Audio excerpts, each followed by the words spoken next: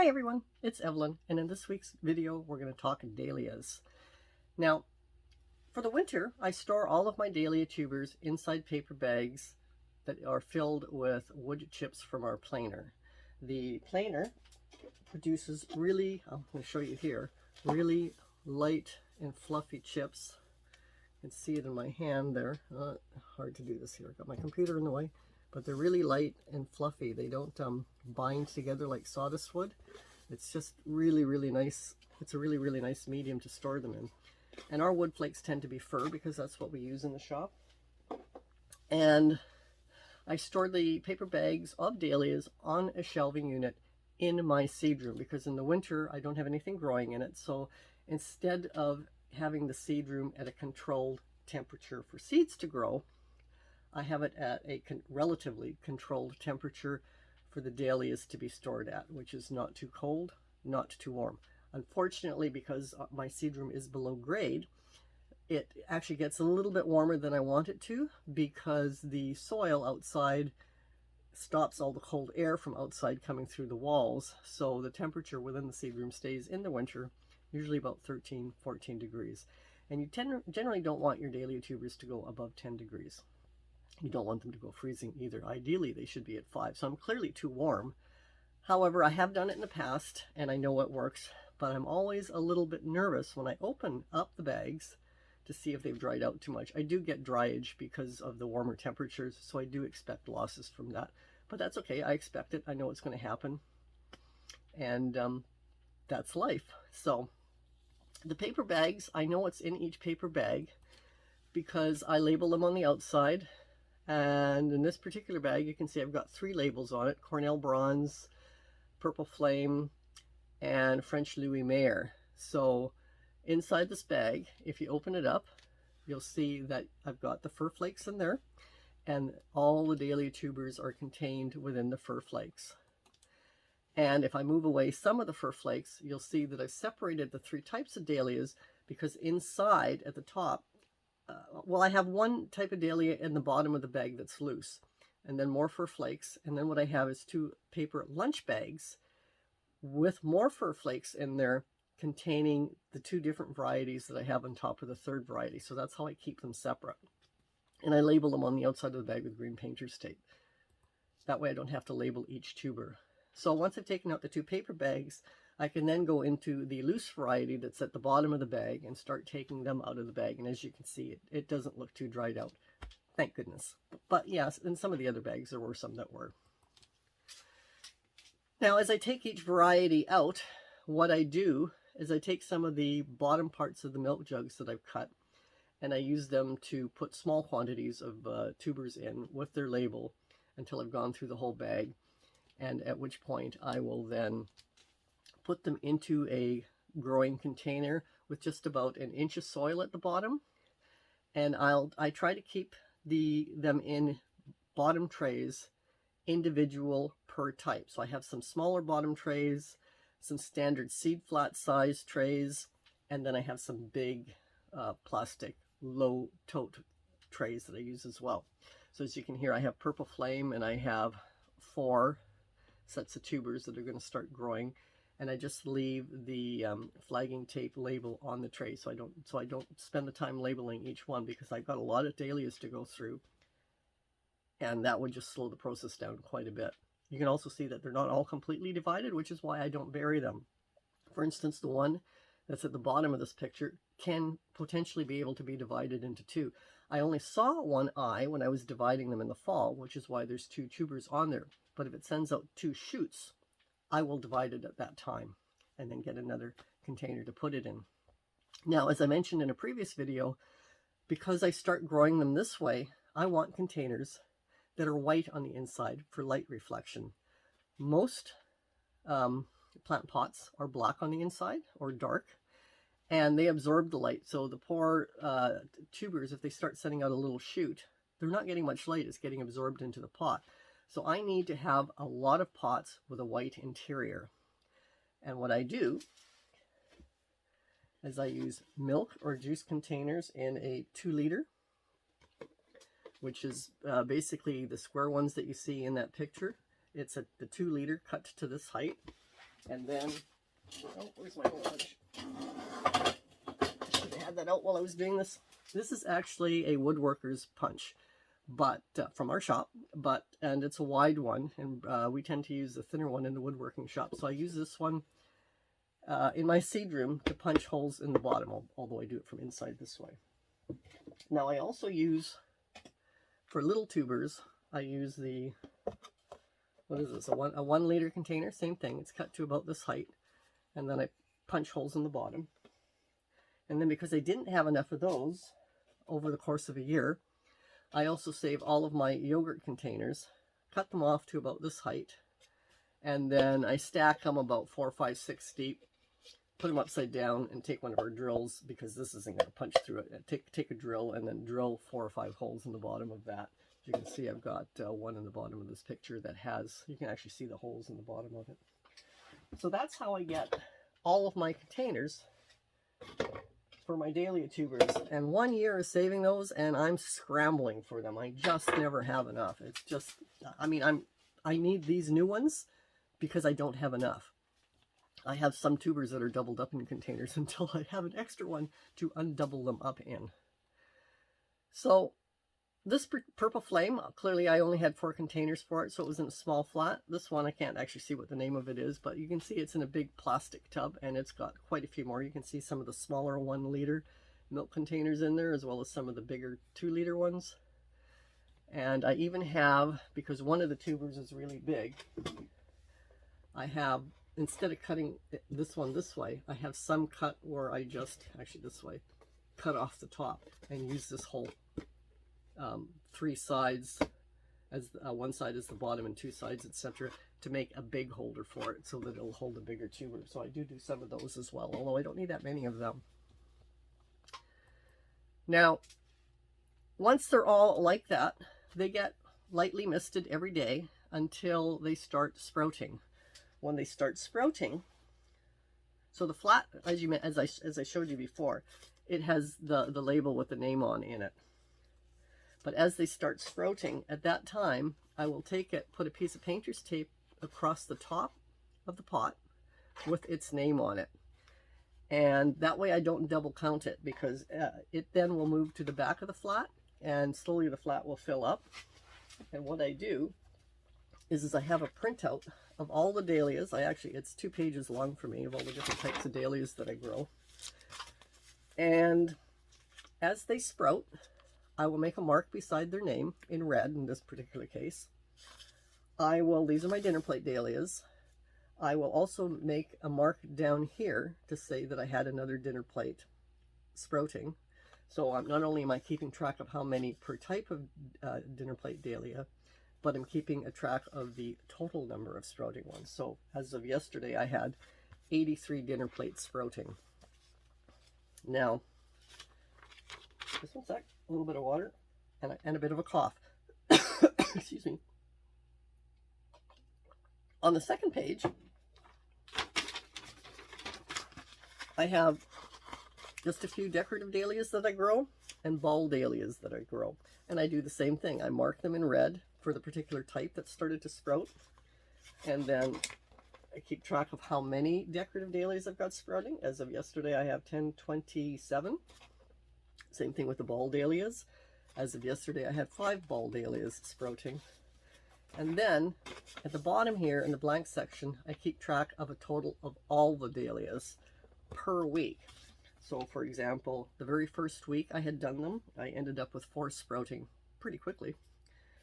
Week 2, I had an additional 29 sprouting. In week 3, which this is, today would be the 7th day of week 3, not including today because I haven't gone and watered and done any, seen if any new ones are sprouting. So basically as of the end of yesterday, I had 10, 20, 30, 40, 50, 60, 73 sprouting. So if you add that all up, that's 106 tubers that I've got sprouting so far after 3 weeks. And it's not the end of February yet. There's lots more to sprout. So this is how I keep track of everything. And I like to keep track of the weeks because that lets me know that not to expect much in week 1. To start to expect, so I don't even look for sprouts in week 1. I've got 4 marked down because they just were visibly noticeable as I was watering them, spraying them down with water. And week 2, again, there was only 29 through the course of the week, so I can't remember because that was 2 weeks, so wait until later on in the week, and then I will specifically start looking at the end of the week to see how many I have. Week 3, I just start looking basically every day. And with all that, you end up with more time spent on them by week 3, because every day as you're spraying them down with water, you're looking for new ones with new shoots. The other thing that I do is, you saw in that previous picture, I only had like an inch of dirt in them. But as they start filling up, as they start sprouting, not only do I put the name on them, but I start filling them up with more soil. So as this has not reached the surface of the pot yet, as it grows taller, slowly this pot will fill up with soil. Now I keep additional notes on the dahlias. So for example, if you want to, I'll just read out what my notes for 2023 are. Took me 3 days to pot up the dahlia tubers and the February seeds, because they were basically all done at the same time. In pots, I started off with 216 dinner plates, 37 decorative, and 27 bulbs. That's in pots, but some of those may not make it, and some of those will require dividing. So that's not a true number for towards the end to compare to. If it was true, that gives me 280 dahlias, of which I need 170 for the garden, which would leave me 110 to sell. That's why I keep track of that number, because it gives me an idea of how many I may have to sell. It may be more, it may be less, but that gives me an approximate. Last year, I started hardening them off on April 21st when it was only 9 degrees outside. Now, of course, when I start hardening off, that's 1 hour for the first day, 2 hours for the second day, 3 hours for the third day. Again, that's variable, because if it's a cloudy day and it's a lot warmer, it may not just be an extra hour for that day. I may leave them out for longer. But if it's cold or if it's sunny, because they have to get used to the actual sun rays and they have to get used to the temperature differentiation. If there is that differentiation and the sun rays, then I keep it down to 1 hour at a time each day to have nice and healthy plants, because I am going to be selling a lot of the dahlia tubers and I want them to be healthy. So last year, I started off with a total of 248 tubers and I had 10% loss. So that's just a number to know. And based on that, if I have 10% loss this year, that still leaves me quite a bit. Instead of having 110 to sell, I'll have 100 to sell, which is about 50 more than I had last year. Now, once I had them all potted up, it was taking me approximately half an hour per day to spray water on all the seedlings and all the dahlia tubers. These numbers are important if you keep track of your labor, which I do, because I want to know if I recover the labor. The tubers that I sell, the idea is that they cover the labor from the seed room. I don't necessarily have to make money off them, but they need to pay for the time spent in the seed room in the outdoor season. The humidity in the room before I started watering was 51%. In the beginning, I started with 1.5 liters of water with my spray pump, and the humidity only went up to 53. Then, when I went through 6 liters of water per day, the humidity went up to 60%. But by the following day, it had dropped back down again. And that was on day 8 when I went up to 6 liters of water a day, because of course now I've got some tubers that are sprouting. I've certainly got seeds that are sprouting, so the amount of water required to keep everything going is quite a bit higher. In the beginning, the seedlings didn't need watering because they had their humidity domes on, but the dahlias don't have them on there, so I have to keep spraying them down with water so that they don't dry out. Week 2, 6 liters of water, humidity same, because that was the same. Week 3, now I've got so many more dahlias sprouting, I'm actually going through 8 liters of water, and it's taking me 1 hour a day to water everything, including the seedlings, which have grown a bit more. So those are numbers that I keep track of for my labor, and also how much water I go through, and to keep track of what the humidity is, just for future reference. So those are my notes that I took on the dahlias. And of course on this sheet I have the notes about what has sprouted and how many per week are sprouting. And that keeps me pretty much in the loop with what's going on in my seed room, because if I'm really busy with work and I can't come down and look at the seedlings for a day, I can at least water them in the evening when I'm tired. I don't want to look for any sprouting, etc. if I'm really tired. But I know that right now I'm getting about 10 new sprouts per day because I've got, what did I say in this past week? 73 tubers sprouted in 6 days. So you know that you've got over 10 sprouting a day. So if you're not looking for or not dealing with the ones that are sprouting for 3 days, I know that I'm going to have over 30 tubers that are going to need labeling, etc. And I know roughly how long that takes to deal with. So I know how much time to set aside for that when I have time to do it. If I can't do it all week, I'm going to have to set quite a bit of time aside for that.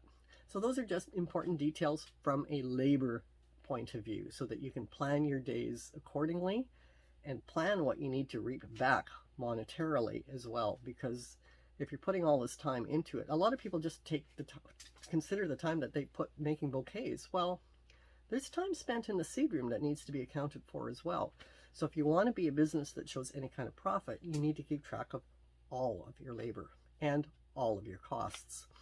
Now, clearly I keep costs down by using empty containers from the kitchen, by using the fir flakes from our planer, by using the soil from our garden. That really keeps the costs down. Now,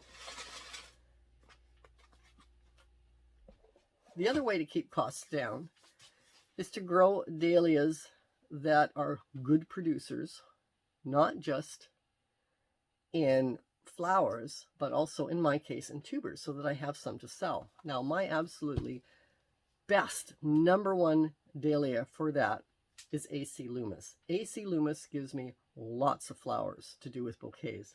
It also gives me lots of tubers. In a regular seed flat like this, where I've got 2, 4, 6, 8, and 1, 9 in a bigger one, I have 4 of those flats. So if you take 9 times 4, 9, 18, 36, I have approximately 36 tubers. And I had 6 plants growing, so I'm getting about 6 new plants per last year's plant. And the tubers are all quite big. You can see, here's another one that's a big one. Now this one, I'll just hold this up here. You can see it's just starting to shoot out there. That's the little shoot on it. I'll see if I can cover my face and get it to focus in better.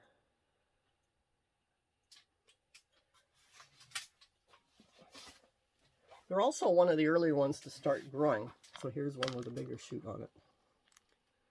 Now, if you want to do cuttings, I'm not doing any cuttings this year, but I did do them the last 2 years as I was increasing my stock. What I will do, that's one reason why I like to keep the soil when I'm growing them, although it's not applicable this year, below where the shoot starts. Because once the shoot is a couple of inches tall,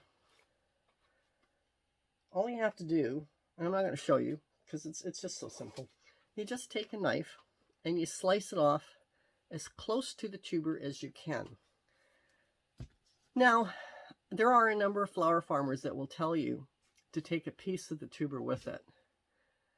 You can do that if you want, but you're not increasing your stock when you do that, because once you've taken a piece of the tuber with it, you've taken the eye. And once you've taken the eye, it's not going to send up another sprout. And you don't need a piece of the tuber. So you just want to slice it off as close to the tuber as possible. And then the tuber will simply say, oh, it broke off, I'll send up another shoot. And you have the little one that you cut off at about 2 inches tall. And you can take, in my case, I take these 2.5 by 2.5 by 3 inch tall pots, same ones that I did the sweet peas in. I fill half of it up with soil and half of it up with vermiculite.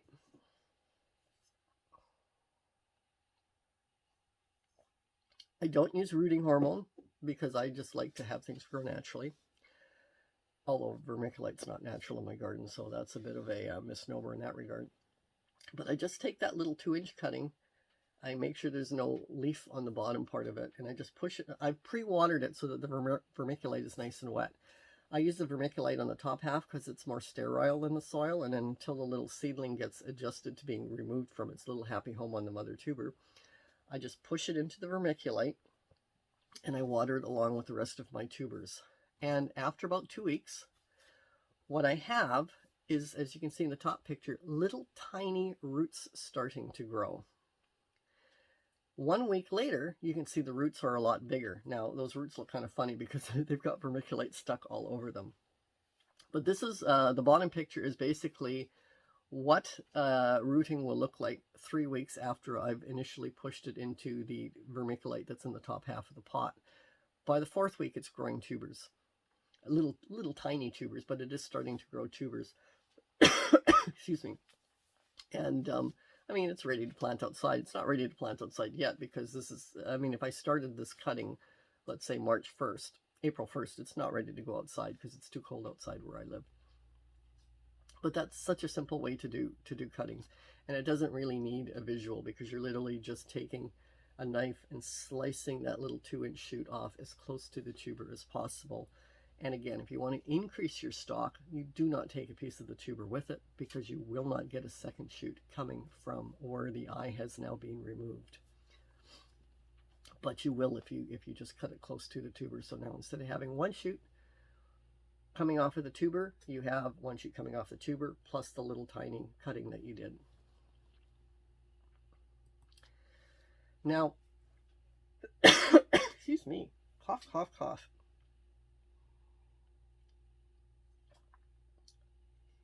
In my seed room, when I leave them under the grow lights in 1 month time, this is what they're going to look like. They're going to start really taking off and growing.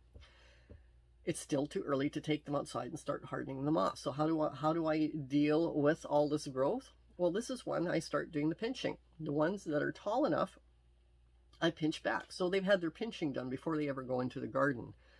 So I will take them down to 1 set of leaves, 2 set of leaves, all depends. I mean, it depends where the 1 set of leaves or 2 set of leaves are. And the containers that they're in slowly get filled up to the absolute top surface with soil. The containers are about 4 inches tall. I'm going to be planting them in the garden eventually, where the bottom of the container would be 6 inches below ground. So the 2 inches of the stem that's showing above the soil surface here in my seed room will still be below grade. So the idea is that I want to have them, you know, so that once I plant them, they are already above grade. So yeah, I can just pinch them. If the pinched ones are still growing too tall, well then I can just pinch those as well and control the size of them by pinching, which again will then create a bushier plant. Now come let's see, what's the date on this? Come April 14th, weather permitting, I will start hardening them off in the garden. Now, the driveway that turns up to our garage is concrete, so I don't put the flats straight on the ground. I raise them up off the ground so that they're not hitting the cold of the concrete. And I just water them with the outside hose. And again, I do the 1 hour one day, 2 hours the next day or more if it's a cloudy, warm day. And eventually, they're just staying outside like that. I don't even bring them in anymore. And May 1st, they shall be completely hardened off because they won't even be brought in again. And at that point, I will plant the ones that I want to plant into my dahlia beds, and then I'll start putting some out at the roadside stand for selling, the extras. I'll plant the ones I want first, and then of course the extras are the ones that I'm going to sell. Sorry. So that's it for the dahlias. I'm just going to put this back up where it goes. I'll be back in 1 second.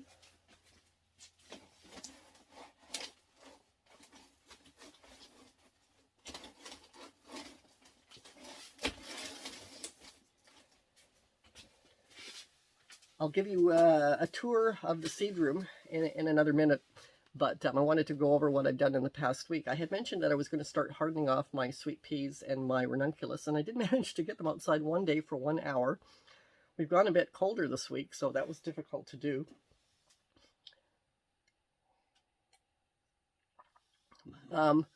This particular day, the high was only 0, but there was a sunny sheltered spot that I managed to tuck them in. I love this Rubbermaid cart, by the way. It's just perfect for wheeling my seeds in and out. I can get 4 flats on the top and 3 beneath. So I got my ranunculus and my sweet peas out for 1 hour, and the sweet peas have been pinched down in size a bit. Can't harden them off today because today we're having snow. This is our first snow day of 2023, and hopefully it'll be our last. But as you can see, that's what our deck looked like this morning when I woke up. You can barely see the Strait of Georgia and Quadra Island in the distance. I went out this morning and I shoveled. Dogs had fun. Leela really likes to sit in the snow. She loves the cold of the snow on her belly. Esri, on the other hand, just wants me to take the ball and throw it off the deck into the garden below so that she can run across the deck, down the stairs, get the ball, run up the stairs, etc. And she does this the whole time I'm shoveling snow. By the time I finish shoveling snow, you can see Strait of Georgia and Quadra Island a little bit better. So that's the view from our deck. Excuse me.